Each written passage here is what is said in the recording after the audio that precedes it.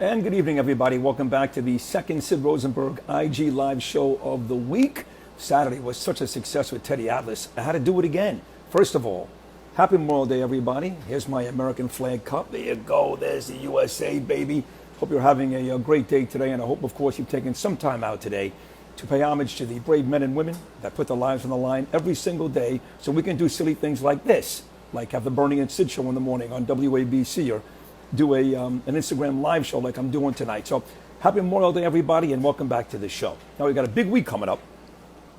For example, tomorrow night on my Instagram live show, I've got one of the greatest comedians ever. Now she's not doing any work in the comedy field anymore. She's become an inspirational speaker, but very few funnier people than Lisa Lampanelli. And she'll be by here coming up tomorrow night. Lisa Lampanelli, you're going to want to see that. Then on Thursday night, talking about great comedians, this guy's as funny as it gets. Often on the Bernie and Sid show, starred at both Bernie and Sid comedy nights. And if you're a Met fan, you'll really love this guy.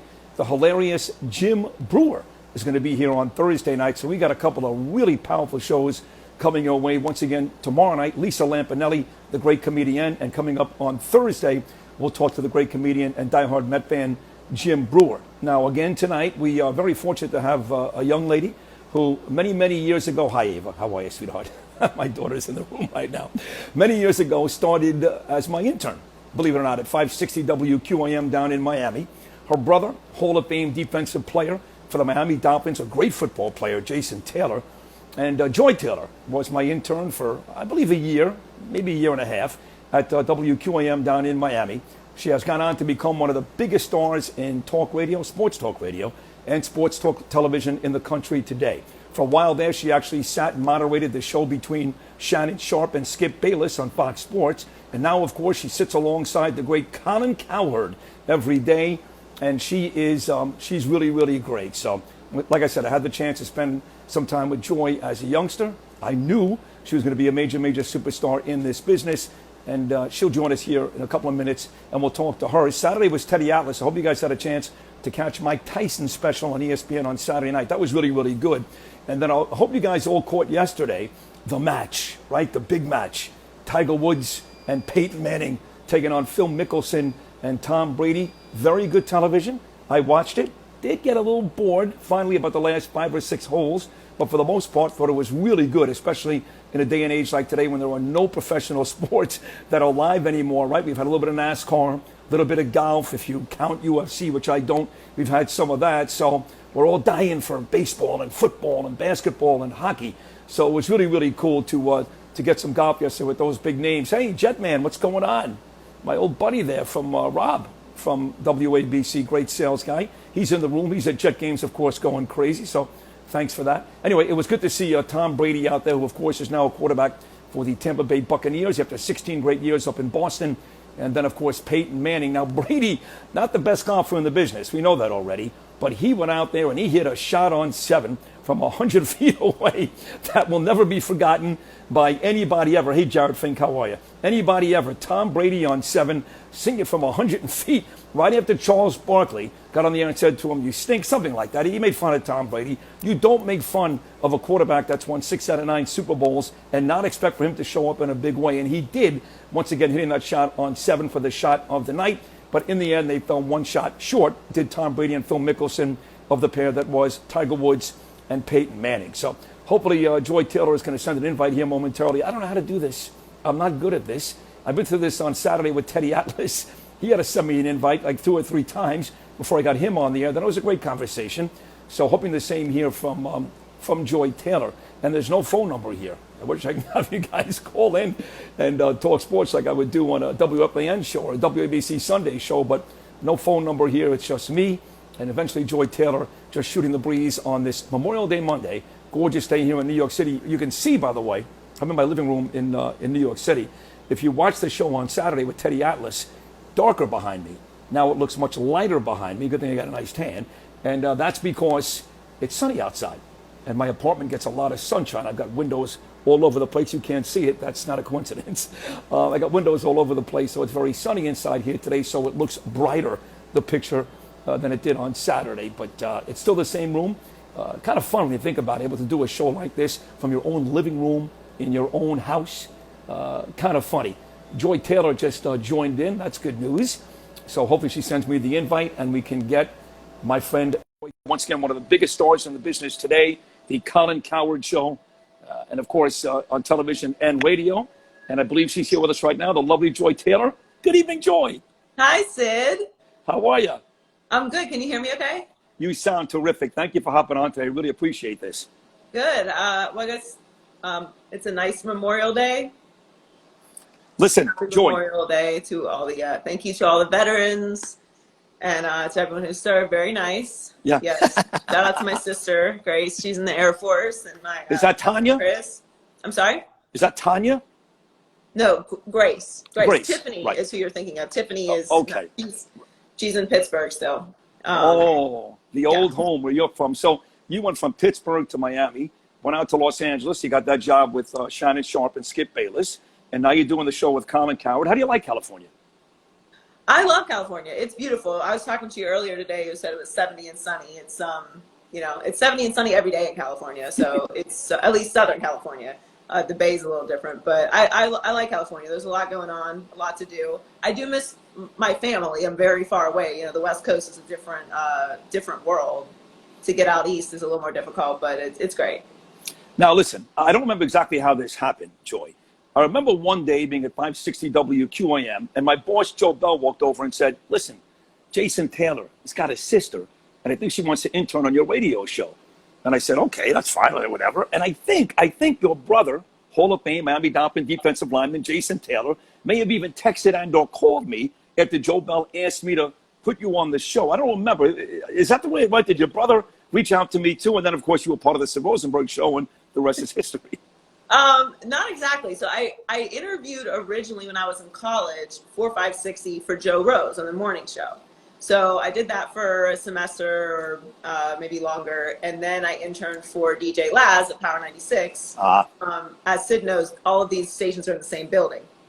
So I interned for DJ Laz and worked as his producer, interning for a year. And then coincidentally, when I was supposed to get hired there, do you remember? I mean, this was 2009. Do you remember when Clear Channel, which is now iHeartMedia, Clear Channel fired like half of their workforce, staff. Basically? Yeah, they do that every year. well, they do that out of nowhere, and it like shocked the whole industry. And so Beasley has just decided they weren't going to hire anybody. Like they didn't fire anyone, but they put a hiring freeze on it. So I didn't get hired right away. So I kind of like freelanced and bounced around for a little bit right out of college. And then, Seth Levitt, who runs my brother's foundation. Sure.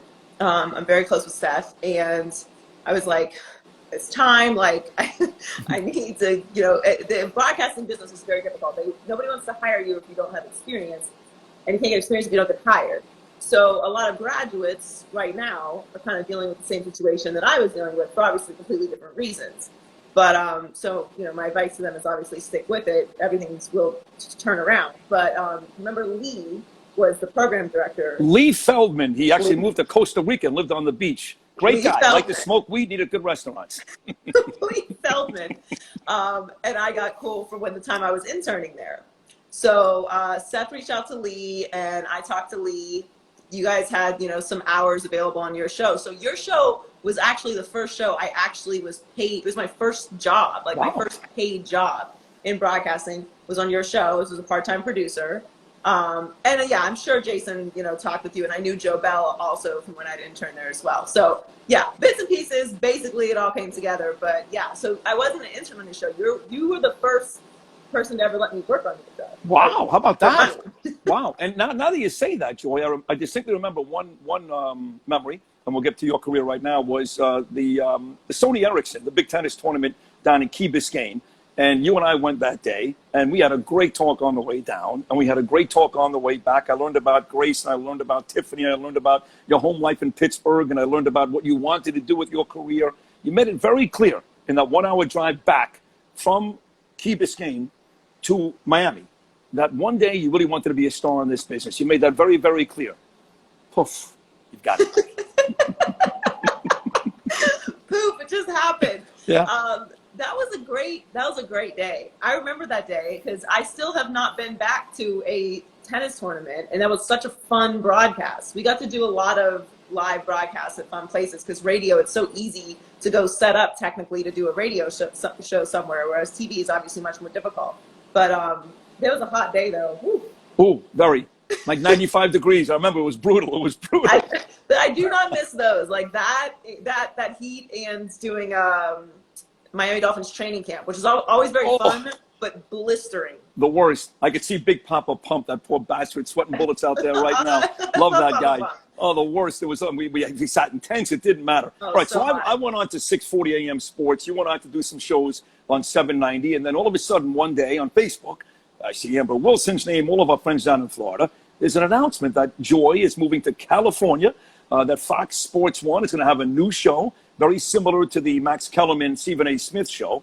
This was going to star Skip Bayless and Shannon Sharp, and you were going to be the girl in between, the moderator. And lo and behold, what an unbelievable way to start your sports TV career. That was your first gig. That was a great gig. Yeah, it was kind of crazy. So when I left 790 after a few years doing the show with Zaslow and got the job at FS1, but when I came to FS1, which was in March 15th, 2016, I did not have a show to work on. And as you know, in this business, you're used to working every single day. I mean, we have glamorous jobs, but we do work every single day. Oh, so they actually hired you before they even had a show put together, they hired you. Yeah. So wow. I was here in LA and I had a job, but I wasn't doing anything. So again, weirdly, something that a lot of people are going through now is, having work, but not having anything to do. Yeah. So yeah, for like 6 months, I was just here in LA by myself, not doing a show. So it wasn't until Skip came. I did like a Fox Sports radio show, a 2-hour show on Saturdays after a while, but Skip came, and then yeah, we launched Undisputed, and it was great. It was, I mean, talk about like doing like the Sony Ericsson. I mean, when I was with Undisputed, we went to New York for the McGregor fight, Vegas for the McGregor-Mayweather fight, both the NBA Finals in Oakland and Cleveland, the U.S. Open. It was unbelievable. No, it was great. I watched you. I watched you all the time. I would text you every now and then. Nice yellow dress, nice orange dress. Talking to Joy Taylor here on my second Instagram live show. She's live in California today alongside Colin Cowherd. They've got the best sports talk radio show in the country and TV show. So how long were you at Undisputed, and then what was the move that got you to work alongside the guy that I think is the best in the sports business? I really do, Colin Cowherd. Well, I was on Undisputed for 2 years. So we launched the show, kind of got it up and running. And I mean, as we just discussed, I have a radio background. So I'm used to, we're gas bags. We just talk and talk and talk and talk. And sometimes people think we're interesting. But I came from a radio background, and I have opinions. So it was always going to be, not a super long-term position for me. We had a great time, and obviously the show was super successful. So at the time, Christine was leaving the Herd, so the position was open. And I had worked with Colin a bunch because before the show had launched, before Undisputed launched, I would fill in for Christine when she was out doing Ninja Warrior or whatever. I was filling in for her. And then I still would fill in for her sometimes on Undisputed. I would just do double shifts. So I had done the show many times. So I already knew the beats of the show, which, again, as you know, every show is very different. Radio is a completely different format than Undisputed. The breaks are different. It's a completely different kind of interviews. There's one host doing the interview as opposed to two. So there's a lot of different moving parts. If you haven't done the show very much, it would be kind of a harder transition. But it was really easy. Colin's amazing to work with. So, I think the chemistry has gotten better. Obviously, the more we work together, as any show will do, you get more comfortable. But it was an easy transition, and Colin's been great. Yeah, no, he is great. Here's Joy with the news, in fact. Yeah, I watched. So, listen, you worked at 790. You had Dan Levitard. You started your career with me. So you've been around and worked with, this is going to sound brash and arrogant, fine. You've been around and worked with some of the all-time greats. This guy, Colin, is right there. Very smart. When I watch Colin Cowherd, he's very, very smart. That's what I like about him. Maybe not as emotional as I am. Maybe not as cryptic as Dan Levitard is, but smarter than both of us put together. That's what I take from Colin Cowherd. Entertaining, can be very funny, but really, really smart. Is that the right take? Yeah, the one thing about Colin that is very, very different than a lot of other hosts, and like you said, I've worked with a lot of different people, is the way that he preps. So everybody has a different way to prep. You prep for your show, you know, how you prep, and other people like to just walk in the studio and figure it out as the show's going on. Some people like to spend hours prepping. Some people like to just talk about the topics and then go research on their own. So Colin we do a 2-hour prep meeting before the show. So 2 hours. 2.5 hours. Yeah. So sometimes 2.5 hour prep show or prep meeting before the show. So everything is very thought out. The researchers are very involved in every, you know, topic that we're going to do. We discuss it all. So he doesn't do a lot of sporadic, on the spot stuff. Everything is very thought through. Right. Every once in a while, you know, I mean, we're doing a live show, so sometimes something just comes up and we go that way because it's more natural. But for the most part, everything is really thought out and well researched. And right. Completely different than me, because you remember I would walk in with 2 pieces of paper and then it would just be very spontaneous. By the way, it's still like that. But you are very, like you said, you are very emotional. So you can do one topic for 3 hours and find a different angle on it the more that you talk. But that's what I'm saying. Everyone is so different, and I know other people that work that way too. And they've been doing shows for 20, 30 years. So everyone preps differently. By the way, Danielle just walked in the room, and hi, Danielle. She says, hi, Danielle. I think the last time you guys saw each other was at the Alan Brown charity event when you were still living in Fort Lauderdale, and we were down in Boca Raton, and Danielle thought you were terrific that night, and you were. All right, so now we got you on the Colin Cowherd, so I want to see a couple of opinions, what's going on in the sports world today, because that's what you do for a living. Let's start with baseball. Right now, people really want the Mets and Yankees here. You got a bunch of teams out there, the Giants, the Padres, the Dodgers, the Angels, a bunch of teams. It looked as though about a month ago we'd get baseball. But when money gets into it, that becomes a big issue. Now the billionaire owners are fighting with the millionaire players. The economics may not be right. Will we play baseball in the summer of 2020? Well, I really hope so. I'm with everyone else. I would love to get live sports back on as soon as it's able to be back on, and safely as we possibly can. You know, everything is starting to reopen, and that term safely is going to start getting a little more flexible. But I don't know, because the money situation with baseball is a little strange. So it kind of took a turn, I think 2 weeks ago, and you remember Snell came out and said that Blake Snell, Tampa Bay. Yeah, Blake Snell wasn't going to play for the amount of money that they were talking about. Now I know they are coming up with another proposal tomorrow, so we might have some more news on that tomorrow. Something that's more, you know, beneficial to the players. But basically, the way that I'm understanding it. We had Scott Boras on the show the other day. He kind of broke it down as well, which sort of kind of swayed my opinion on it the more that I thought it over.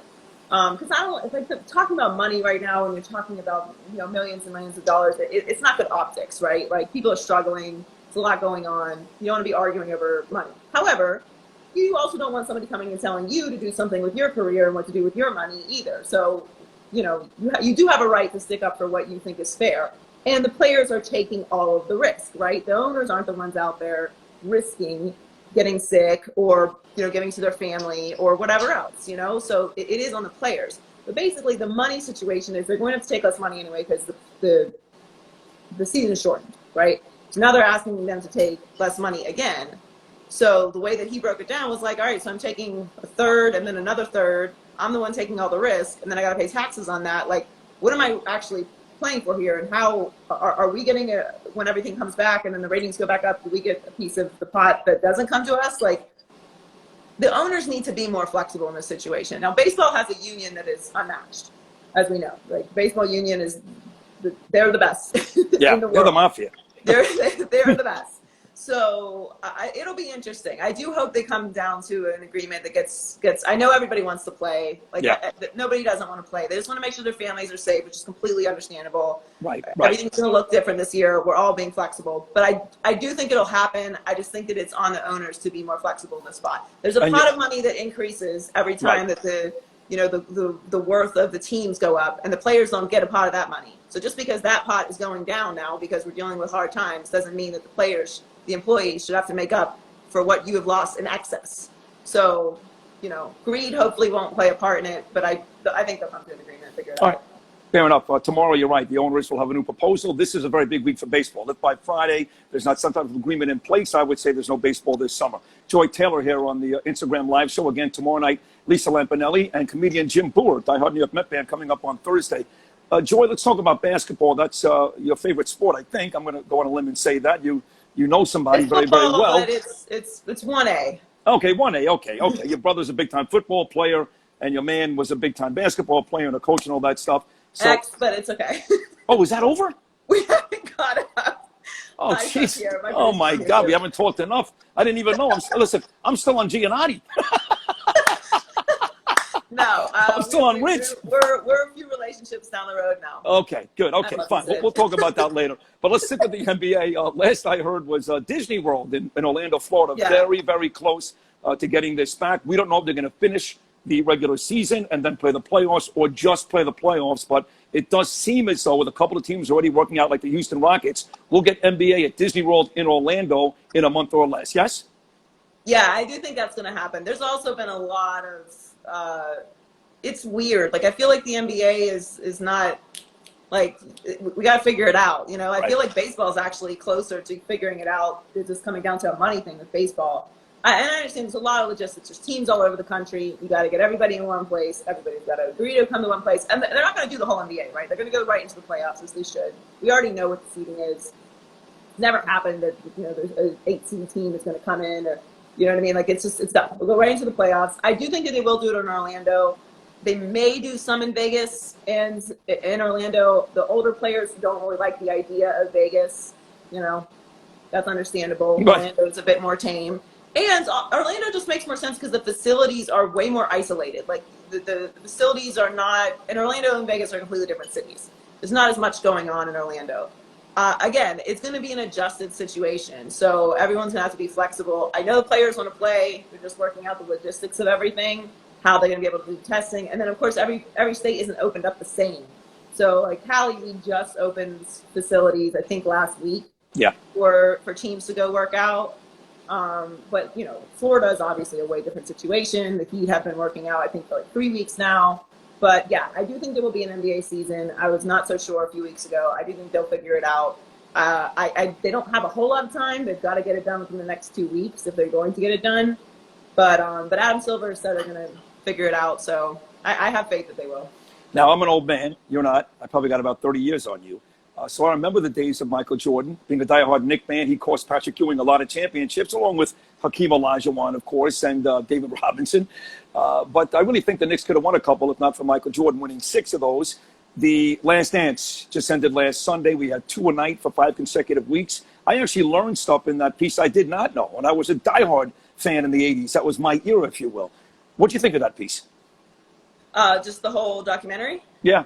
I loved it. I'm a huge Michael Jordan fan. He's my favorite athlete of all time. I was born in Really? '87, so I didn't. Wait a second. Your favorite athlete of all time? What about number 99 on the Dolphins? Well, yeah, but you know, I love Jason. Okay, I love my brother, obviously, but I don't look at Jason as an athlete. You know what I mean? Like, yeah. When I think of him, I don't even think about the fact that he played football. To be honest with you, he's in the Hall of Fame. I know, I know, but that's just how I look at him. But he would not be upset that I said Michael, because he loves Michael also. But I was born in '87, so my first love was football, being in Pittsburgh. But I then immediately fell in love with basketball and watching Michael Jordan. I would record his games and rewatch them on VHS. I thought I was Michael Jordan. I have a million Michael Jordan jerseys, so I was very excited for this. And now I learned more because obviously I wasn't around in the early '80s, and I know his story, but not that intimately as far as on the court. But I thought it was incredibly well done. It was what we all needed during this time when we didn't have any live sports, and we could relive all this. It's one of the most polarizing and discussable dynasties. I think the best dynasty in the history of sports, with the most compelling characters and personalities. The greatest NBA coach of all time, and Phil Jackson. You've got Jerry Krause. You see, by the way, if there's an old person listening to us right now, and that's not DJ Labs who is watching us right now, he would say, "Oh, Joy, you weren't around for the Bill Russell Boston Celtics. They won like every year for 12 consecutive years. Or the Otto Graham Cleveland Browns in the 1950s. They won like every year for 10 consecutive years." But I'm with you. Different time, different era, more talented players in the 80s, great teams. The Birds, Celtics, the Sixers with Malone and Irving, those great Magic Laker teams, even the Piston teams with Isaiah Thomas. I'm with you. I think that was the greatest championship team of all time as well. I think the 80s and the 90s were the golden era of the NBA. I love the NBA now, but it is a different product than it was then.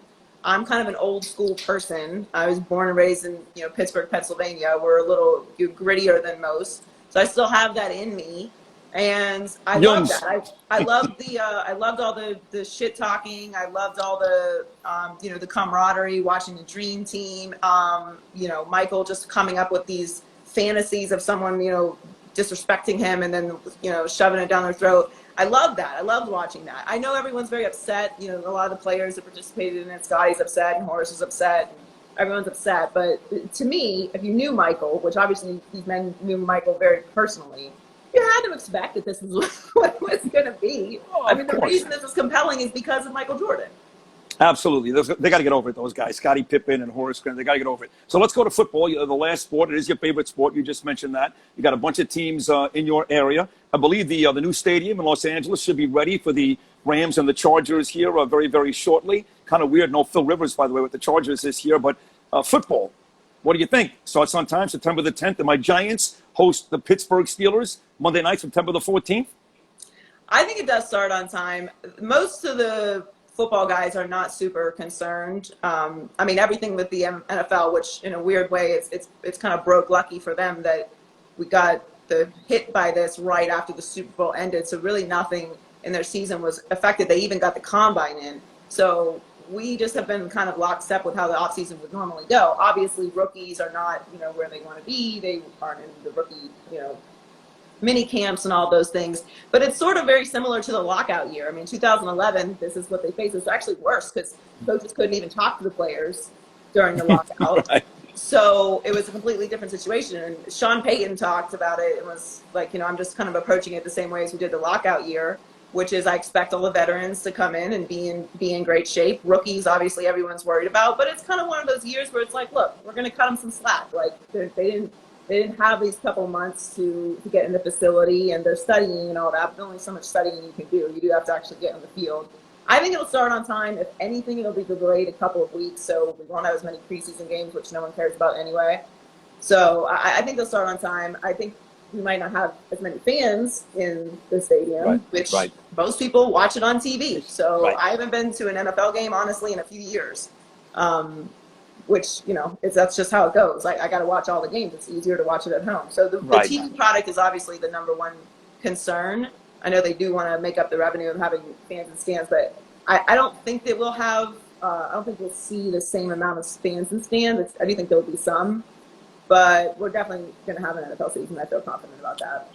One more football point. I know that, Shula got fired in Miami much in the same way Tom Landry got fired in Dallas. They both had a chance to resign, but so did I a couple times. That's getting fired. And in both cases, your friend Jimmy Johnson replaced both of those guys. Jimmy got to Miami. He drafted your relative, Zach Thomas. He drafted your brother, Jason Taylor.